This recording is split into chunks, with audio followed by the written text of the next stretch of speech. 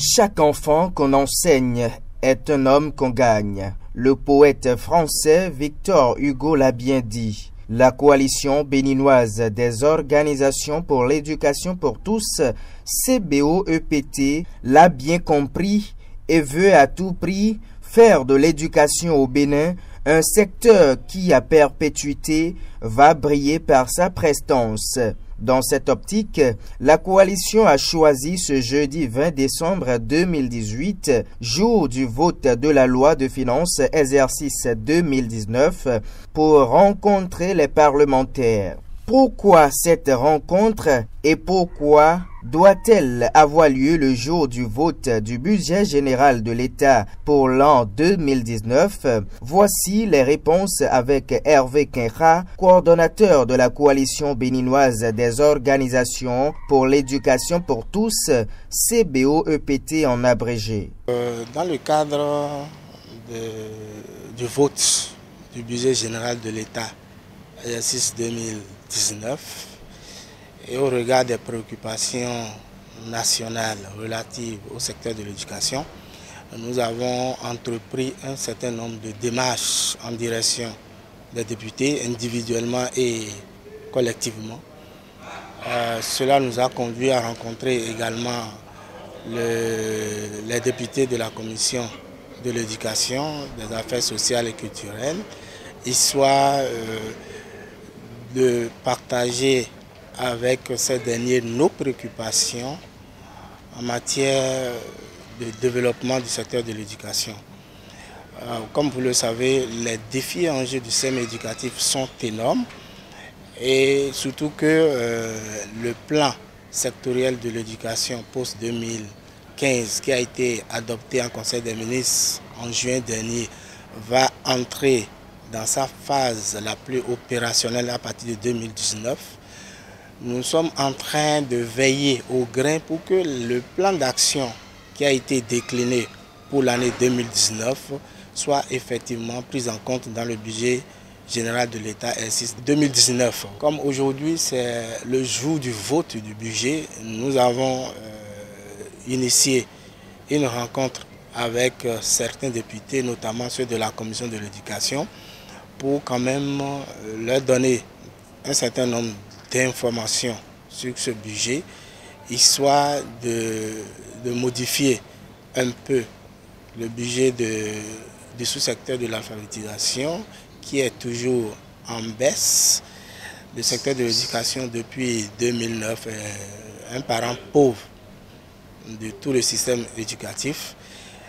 Les normes de l'UNESCO veulent que cela soit au moins 3%, qu'on consacre au moins 3% du budget de l'éducation à l'alphabétisation parce que c'est un secteur, 3% du budget de l'éducation au sous-secteur de l'alphabétisation parce que c'est un sous-secteur qui impacte plus de 60% de la population.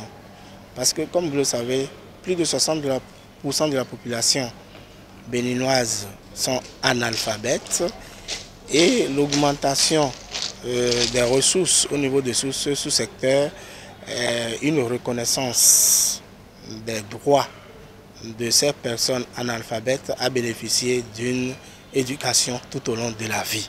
Donc nous sommes dans cette dynamique avec les honorables députés et nous leur avons fait part de cette préoccupation. En dehors de cela, nous avons tissé une relation solide avec les députés de la commission dans le but de signer un mémorandum d'entente qui va nous permettre de renforcer nos collaborations pour les fois à venir, en sorte que pour chaque session budgétaire, que les honorables députés nous impliquent dans l'audience publique qu'ils organisent avec les acteurs sociaux et pour que la coalition aussi ait son mot à dire dans le processus de consultation qui précède le vote du budget. Donc aujourd'hui c'est acquis. Les honorables députés de la commission ont favorablement accueilli cette démarche vu que nous sommes une coalition thématique et que nous faisons beaucoup de choses, beaucoup de réalisations dans le domaine de l'éducation et que notre but c'est d'accompagner l'État à réaliser les objectifs nationaux de l'éducation. Les honorables députés ont fortement apprécié notre démarche et ont accepté de nous accompagner désormais pour que, à partir de l'année 2019, qu'on soit invité pour plancher et donner nos points de vue sur le budget de l'éducation avant son vote.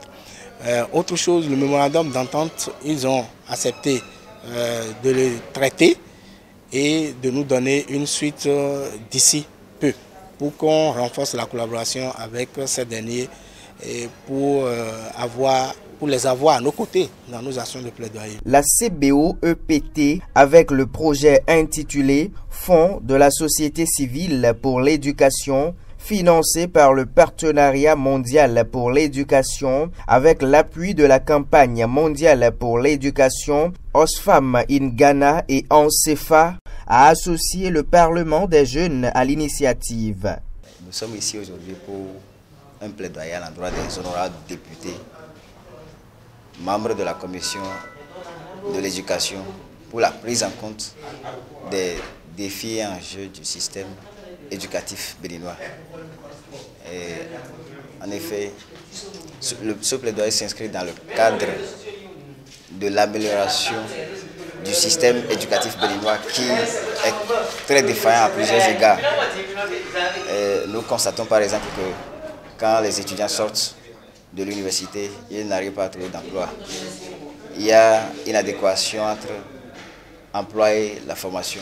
Le présent plaidoyer conduit par CBO-EPT est d'une importance incalculable dans la mesure où si les parlementaires parviennent à amener le gouvernement à respecter ses engagements relatifs au financement de l'éducation au Bénin, nous allons pouvoir construire plus de classes, plus de lycées, les équiper, recruter plus d'enseignants pour une éducation de qualité. Au dire du député Nazer Sado, membre de la commission chargée de l'éducation au Parlement béninois, la CBO-EPT peut se rassurer de l'engagement du Parlement. Pour de fructueuses collaborations, la coalition devra saisir la commission. En fait, c'est une coalition de la société civile en charge d'accompagner le gouvernement béninois dans la prise en compte du financement de l'éducation. Et donc, ils sont venus nous voir pour travailler avec la commission de l'éducation de l'Assemblée nationale. Et on a échangé avec eux. Ils veulent désormais être associés dans la préparation du vote du budget, c'est-à-dire qu'en introduction au vote du budget, l'Assemblée nationale a l'habitude de recevoir la société civile, les différentes couches importantes de la société pour les écouter. Donc, ils veulent désormais être écoutés. Cette constitution veut désormais être écoutée par les députés pour s'assurer que les préoccupations relatives à la promotion de l'éducation sont prises en compte pour le bonheur des populations. Et donc, ils ont déploré, ils ont présenté quelques statistiques très déplorables. Et, par exemple, le manque de 10 000 enseignants à la base, à l'école primaire, 30 000 dans les collèges, un manque de 30 000 enseignants dans les collèges. Et je crois que si cette situation perdure, l'éducation, la qualité en matière d'éducation va recevoir un grand coup. Et donc, voilà des activités que le gouvernement vraiment doit financer pour éviter qu'il y ait la catastrophe dans notre pays. Parce que si l'éducation n'est pas fortement prise en compte dans les processus de développement, je ne crois pas que le développement durable ne soit pas pour tout de suite. Et donc, le gouvernement a pris des engagements, selon leur dit, donc ils vont aider le gouvernement à respecter ces engagements. Par exemple, le gouvernement doit investir 27% dans l'éducation enseignante, mais jusqu'à présent, le gouvernement n'a pas encore atteint ça. Et sur le pourcentage que le gouvernement doit investir dans l'éducation, il y a 3% que le gouvernement doit investir dans l'alphabétisation. À ce niveau, le gouvernement n'investit que 0,08%. Suite à nos échanges-là, on leur a demandé de nous saisir. Donc ils vont nous saisir pour soumettre officiellement leur doléance. Et on a été convaincus par ce qu'ils ont dit. Donc ils nous saisissent la commission et sur la base de leur demande, on va étudier pour, faire en sorte que désormais ils puissent assister aux audiences que l'Assemblée accorde à la veille du vote du budget afin qu'on puisse discuter sur les investissements prévus dans l'éducation. Donc on va voir comment leur accorder cela. Et voilà. Et il y a la loi sur l'éducation aussi qu'il faut réviser. Il faut réviser la loi sur l'éducation.